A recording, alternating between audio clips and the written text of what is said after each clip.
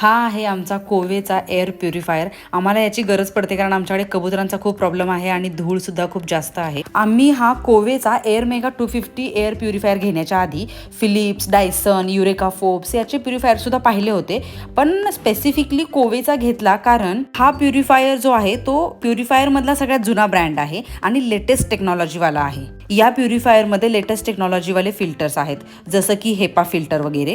या प्युरिफायरमध्ये basically 3 filter आहेत, एक फ्री फिल्टर, मग कार्बन फिल्टर आणि त्यानंतर येतो हेपा फिल्टर। अशा प्रकारे ह्याच्या 3 लेअरमधून ह्याची हवा प्युरिफाय होते आणि ह्याचे 3ही फिल्टर आपण क्लीन करू शकतो।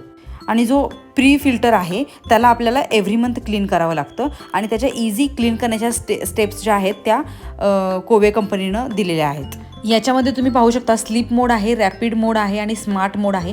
त्यानुसार आपण सेटिंग करू शकतो आणि जेव्हा आपल्या घरामध्ये पूर्ण प्रदूषित हवा असते तेव्हा हे असं रेड कलर दाखवतं। माझ्याकडे हा असा एक डस्टर आहे ज्यानं मी वॉल्स क्लीन करू शकते आणि त्या वॉल्स क्लीन केल्यानंतर खूप अशी धूळ उडते आणि तेव्हा मग हा प्युरिफायर जर ऑन असेल तर तेव्हा तो मस्त अशी सगळी धूळ ऑब्झॉर्ब करून घेतो आणि मस्त सगळी हवा प्युरिफाय करतो।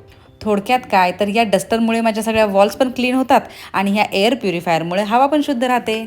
आणि ज्या झपाट्याने इंडियाचा AQI म्हणजेच एअर क्वालिटी इंडेक्स खराब होत चाललाय त्याला पाहता आपल्या प्रत्येकाला घरामध्ये एअर प्युरिफायर घेण्याची गरज आहे, हे नक्की। जास्त प्रदूषित हवा असेल तर हा रेड कलर दाखवतो, कमी प्रदूषित हवा असेल तर हा ग्रीन कलर दाखवतो आणि प्युरिफाईड एअर असेल म्हणजे शुद्ध हवा असेल तर हा ब्लू कलर दाखवतो।